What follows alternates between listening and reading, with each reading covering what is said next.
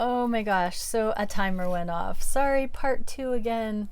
Maybe the attention span will be more effective to have to watch the second one. I do see that I have more viewers that like to watch one continuous video, but here we go. So where we were picking up where we left off here, the masculines want to see what progress can be made if they step out of the way. Basically, that's the action they're taking. They're taking accountability for the fact that they have manipulated the situation out of fear.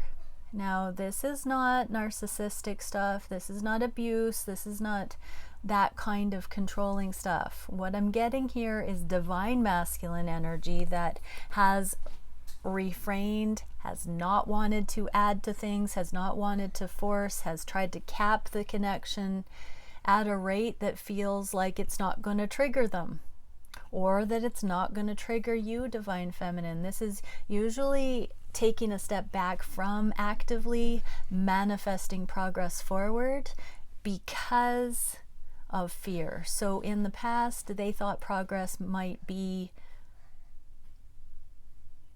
actively not manifesting this, putting a cap on things, and now they want to actually allow the thing to move forward without doing those controlling, fear-based motions. They want to see where this can go if they just soften into coming forward and not putting the brakes on ahead of knowing what can actually be possible. This is that stopping before you start kind of energy. They're not going to do that this time. They're mustering up the courage to just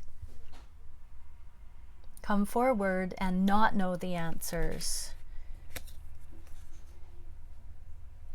It still feels a little tentative, like they may also not be able to communicate that. So divine feminines, if your divine masculines, come forward, use your intuition, tap into that high priestess energy. You know, that divine feminine attribute of the high priestess does sometimes carry the energetic heavy lifting with intuitively discerning the very what you see is what you get action of the masculine.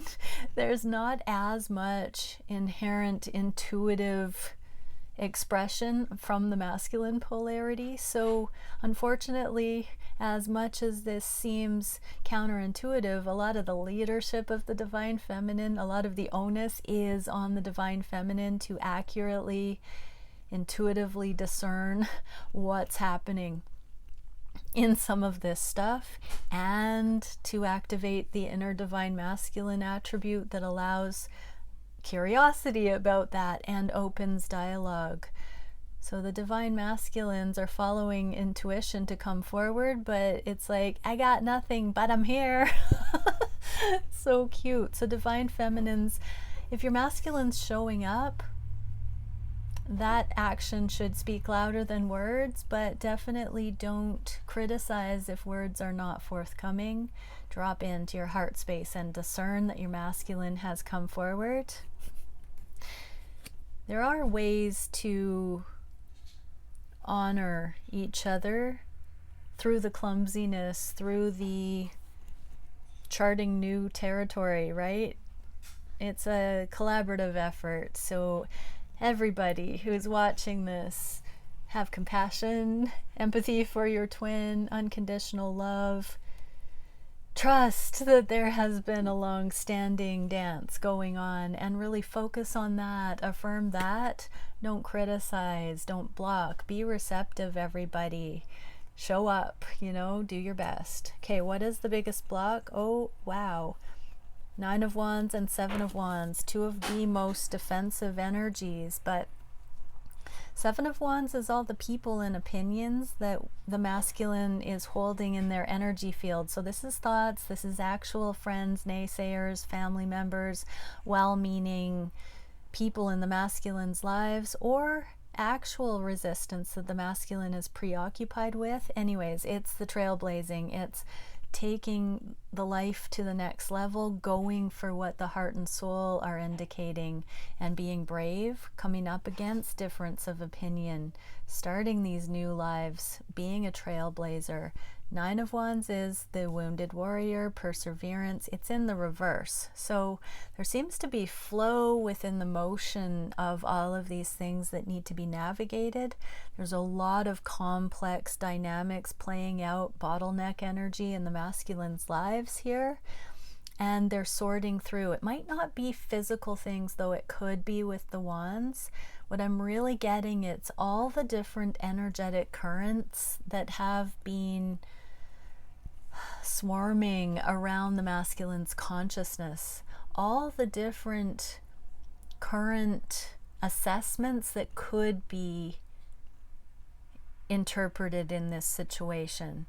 Every example that the masculines have had that would tell the story of what might be going on here, every one of those variations of reality that the masculine has been subjected to in their life are all up for consideration right now as the masculines find their way through to the heart of this connection. That's the challenge. It's kind of, I'm getting that slow motion in the Matrix movie where everything slows down and the bullets are able to be dodged, or yeah, that kind of a thing. It's this moment, masculines, where everything falls away and you find your own truth with this connection. So what is spirit guidance here? Page of Pentacles and slaying the dragons. So here's the anxiety that came up in the first message. You can't make it up. Seems to happen quite frequently, but you are winning, masculines. Keep slaying the dragons. All of these various external imprinting and beliefs and powerful, even logical explanations for things going on. You are the one that can know this truth. You're the one that understands what authenticity feels like in your heart space regarding the connection. So slay the dragons, masculine. Eliminate anything that doesn't resonate as completely authentic and kind within your energy field. Accurate. This is true, factual, practical accuracy that does not filter through the dragons, the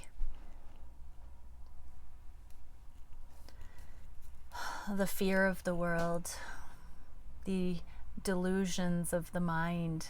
This is really dropping into the heart space, masculines, and feeling the simplicity, your baseline on the heart space. So masculines watching this, just drop into that. Okay, where are the connections going in the near future? Ooh, the Emperor and the Queen of Swords in the reverse. So, wow, this Queen of Swords in the reverse, I wanted to say plagued readings like a month ago, the coyote readings. The Emperor has received what the Emperor needed from the divine detours, the karmic processing. So I'm really feeling that if your masculine has gone MIA and needed to have a comparing and contrasting experience with less than divine feminine energy, or divine feminine energy that might not be your masculine's divine feminine, that it seems like the masculines are beginning to return. I'm hearing the bubble love phase, the temptation, the false twin, the deep dive into karmic stuff. I'm hearing that all has, the novelty has worn off, and the Emperor is now qualified to have seen through whatever was potentially misguiding the masculine. Okay, so that is beautiful. Sorry, I was getting a phone call for some reason, but I think we're still recording. Okay, so what is it that we can see for the feminines here watching. What is an energetic card? Oh, I know which one I was supposed to take. Before I began this reading, I was told it was this. What can the feminines know today for this energy? Wow.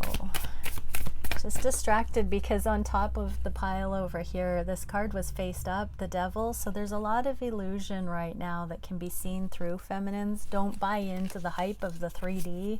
Whatever you're seeing right now, there's a lot of change.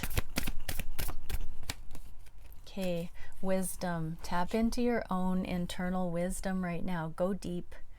Go deep. Don't believe in the shallow 3D interpretation. Drop in, feminines. Go deep. Your masculine's doing that as well. And what is it for the divine masculines we can see at this time? Stillness. Yeah, masculine. I'm hearing don't buy into the environmental fix anymore. Don't buy into the keeping busy, workaholism, skipping off to another sexual partner, you know, anything that prevents you from just being still in your energy, any kind of crutch that you fall back on, masculines, resist that right now and just really be still. And know, masculines, the storm clouds are parting. I'm hearing you're in the eye of the storm. You're in the slow motion of the revelation of the matrix. Drop into the stillness and know, masculines. Okay, many blessings, everyone. Bye for now.